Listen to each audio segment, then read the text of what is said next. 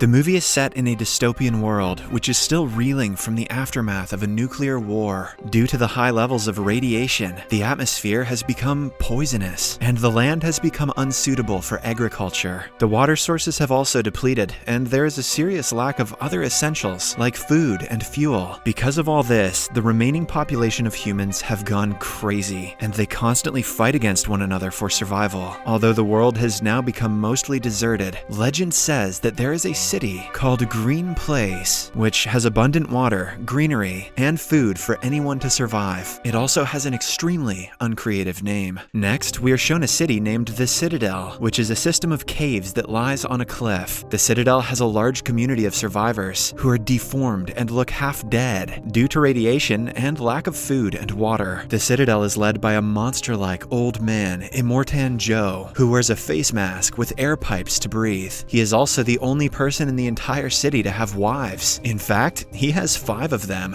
God damn. The radiation killed off almost all of the fertile and beautiful women, so having 5 wives is a luxury which only the richest can afford in this world. Joe trades water, food, and milk with fuel and armaments with other clans. He has taken control over the only water source found in Westland, Aqua Cola, as if it's something he invented and owns. Not only water, he trades mother's milk too. Joe has hired a crew of women so that he can harvest their breast milk and trade it with other clans. Geez, I don't remember that. I just remember cars exploding and stuff. His close acquaintances are the Gastown clan, which he trades for fuel, and the Bullet Farm clan, which has a large collection of weapons. Meanwhile, Joe addresses the crowd from a cliff and mentions that he is their redeemer. He is also the leader of the War Boys, a bunch of cancer-inflicted patients who are willing to die for him. Joe mentions that the Citadel will rise from the ashes and become a prosperous clan. Saying this much, he releases some water, but only for a few seconds. After Joe shuts off the water supply, the people go crazy and fight for it. Joe warns the crowd to not get too addicted with water, so that they will not resent its absence. Joe then sends his lieutenant Imperator, Furiosa, who has a prosthetic arm, to collect fuel and bullets. Shortly after, she leaves in a war rig, while several war boys accompany her in smaller vehicles. Later, on the way, Furiosa diverts her rig and starts heading east. Her war boys are confused by the sudden change of plans, but since they are loyal to her, they don't ask much. Elsewhere, Joe finds out about Furiosa's change of direction and immediately heads to his chambers where he has locked his wives. When he reaches there, he is stunned to find that they are all gone. A message on the wall reads that their children will not be warlords, implying that they will have run away from him. Here, we get to know that Furiosa has betrayed her master and is escaping the place with the women. In the next scene, we are introduced to the protagonist, Max, a road warrior who is searching for a righteous cause. Nowadays, he is constantly bothered by visions of the dead, who he couldn't protect from the war. As he is gazing around the deserted place, the war boys appear out of nowhere, prompting Max to drive off. However, he doesn't get far, as the war boys destroy his vehicle and tie him up. Then, they drag him to the Citadel. Inside the cave, the war boys trim his hair and beard. They also make tattoos on his back, one being written as a universal donor, O negative, as they intend to use him as a blood bank. When they try to brand Max with a burning iron having the shape of a skull, he manages to free himself and escape. He fights several scavengers along the way, but just then, he starts getting visions of the dead. This distracts him momentarily, allowing the war boys to capture him again. In the next scene, Joe orders his war boys to go I keep saying that word, to go after Furiosa. While everyone is preparing for war, an almost dead war boy named Nux takes Max along with him as he desperately needs blood. He chains Max to his vehicle and transfuses his blood so that he gets the constant energy required for the battle. Following this, the whole gang drives off. And,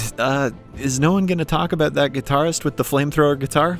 Okay. Meanwhile, Furiosa's war rig is attacked by another scavenging tribe, Buzzards. She manages to defeat them, but soon notices the large horde of soldiers sent by Joe. Scared, she drives into a massive sandstorm in hopes that she can lose her pursuers. The plan works, Partially. All of Joe's minions stop, except for Nux. He is hell-bent on pleasing his master, having a lovely day, so he pours fuel into his car and attempts to ram it with Furios's war rig. His plan is to sacrifice his life and become a martyr, while also killing Furiosa. However, due to the sandstorm, he loses control of the car and crashes it nearby. After a while, Max rises from the sand and notices that he is chained to Nux, who is still unconscious. On walking a bit further, he finds Furiosa's rig, where the 5 girls are cleaning themselves up. Here, we get to know that one of the girls, Splendid, is 9 months pregnant with Joe's child. Max asks the girls to cut off his chain that ties him to Nux, but they fail to do so. Just then, Furiosa notices Joe's men approaching in the distance. She prepares to leave with the girls, but Max demands to be freed first. With this, the two get into a fight. Max eventually overpowers Furiosa and even manages to cut his chain off. He then gets into the war rig and drives away, leaving everyone behind. What a prick. As the girls think that they're doomed, the rig stops nearby. It turns out that Furiosa has installed a kill switch in the rig, which only she knows how to restart. Because of this, Max reluctantly lets all the girls inside. He also promises to lead them to a place called Green Place, which is supposedly a safe haven for girls, but still has a stupid-ass name. Later, Furiosa drives the rig to a canyon, ruled by biker bandits called the Rock Riders. She has already made a deal with them, which states that they will get to pass the area in exchange for 3,000 gallons of fuel. As Furiosa gets out of the rig to negotiate, the Rock Riders spot the large horde of Joe's troops arriving. This violates the deal, as Furiosa mentioned that only a few people would be passing through, not an entire city. The bikers are furious, but before they can take any action, Furiosa enters the rig and drives away. However, the bikers are not going to let up so easily on her, so they start following the rig. With this, an intense chase ensues. But once again, the heroes manage to kill the bad guys one by one. By this time, the war boys have also closed in on the rig. As Joe tries to shoot at the rig, Splendid opens the door and makes herself a shield for everyone. She is sure that Joe will not hurt their baby. Surprisingly, he holds back, as he is adamant on giving birth to a successor. Nux tries to console him that they will get the girls back, but this only angers Joe, and he leaves Nux behind. Meanwhile, as Splendid tries to climb back inside the rig, she slips and falls. Joe tries to save her, but only ends up running her over. When he stops, he finds Splendid's lifeless body and screams in anguish. In the next scene, Nux, who is disappointed with Joe, manages to enter the rig. There, he changes sides and promises to help the girls escape. At first, they are skeptical about his motives, but when Nux mentions that he doesn't have many days left to live, they take him in.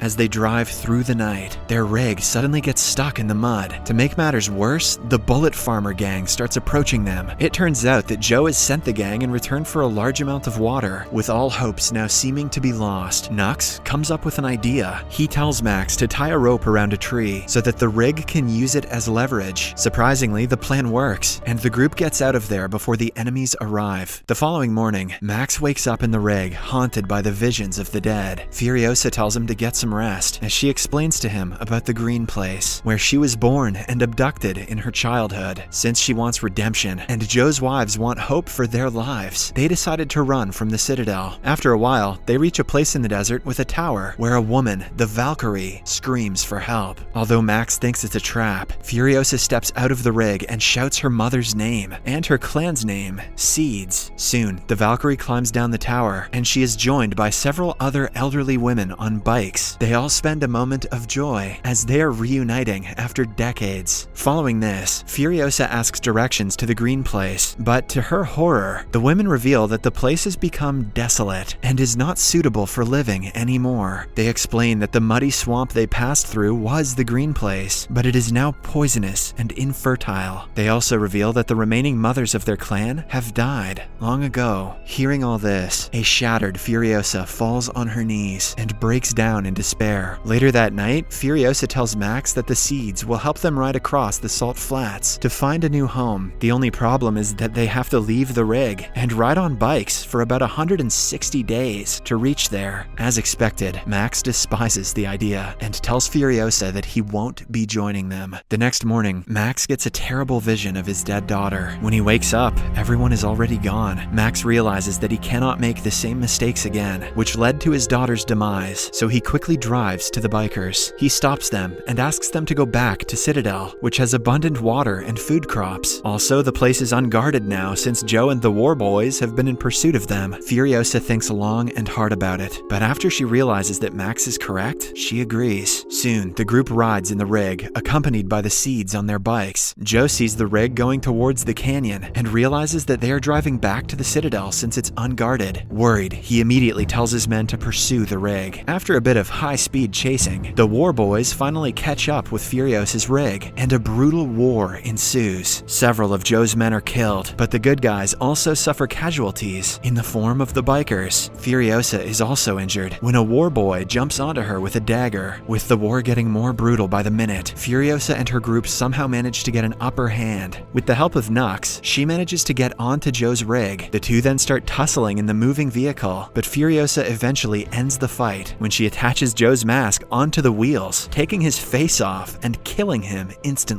Despite the leader being killed, the War Boys are still fighting with all their might. Just then, Nux, who is driving a large fuel tanker, thinks of a plan. His entire life has been unappreciated and assaulted, so he wants to perish with a good cause. In short, he wants to help the innocent girls escape from the tyranny of the War Boys. Soon, he violently swerves his vehicle and crashes against a rock. A large explosion occurs, and it finally kills all of the War Boys. Sadly, Nux also loses his life, but it was a decision he had made long ago. Elsewhere, on the way to the Citadel, Furiosa becomes severely weak and collapses. As the other girls start panicking, Max steps in. He makes a small cut underneath Furiosa's lungs to help her breathe. When the plan doesn't work, he gives her a transfusion of his own blood. Luckily, the procedure works, and Furiosa slowly opens her eyes. Soon, the group arrives at the Citadel, where Max reveals Joe's mouthless corpse to the people, making everyone excited. Yeah!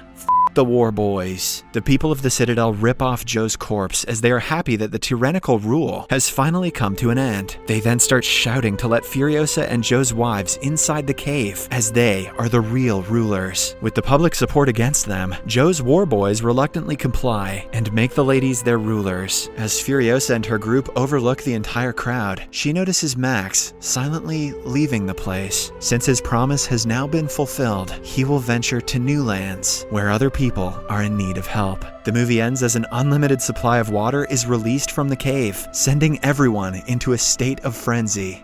Subscribe for more videos like this, turn on notifications, and leave a like to help the channel out. Thank you for watching.